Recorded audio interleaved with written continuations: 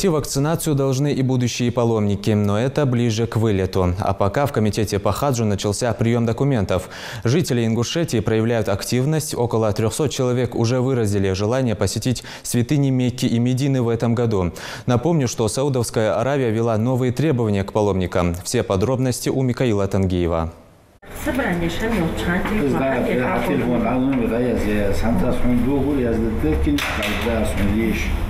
Работа по приему документов в комитете по хаджу уже началась. На сегодняшний день заявки на осуществление паломничества подали около 300 жителей Ингушетии при выделенной на республику квоте в размере 1400 паломников. Тамара Мальсагова давно мечтала попасть на эти священные для каждого мусульманина земли. К сожалению, до сих пор ей это не удавалось по состоянию здоровья. Но на этот раз, с дозволением Всевышнего, она в числе тех, кто совершит паломничество в этом году и сможет осуществить один из 5 обязательных столпов религии ислам.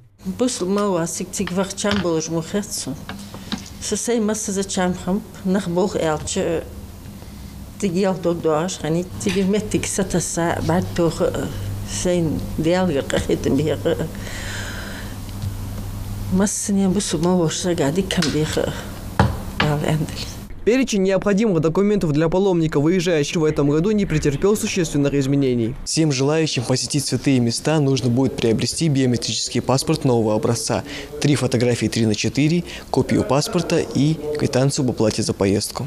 Кроме того, в целях безопасности паломников, как минимум за 10 дней до отправки, в комитет по хаджу Ингушетии нужно будет предоставить свидетельство о вакцинациях против таких смертельно опасных заболеваний, как менингит и дифтерия. Стоит отметить, что начиная с этого года саудовская сторона ввела некие изменения касаемо пересечения границы Арабских Эмиратов, а именно введение электронных виз для паломников. Это необходимо для сокращения времени и прохождения таможенной проверки. Срок последнего приема документов посольства Саудовской Аравии в связи с введением новой формы визирования, это электронная форма открытия виз, ограничена до 10 июня. И поэтому есть пожелание и просьба ко всем желающим совершить хадж, чтобы заблаговременно люди обратились в паспортную службу по оформлению загранпаспорта, и чтобы вовремя они успели получить его.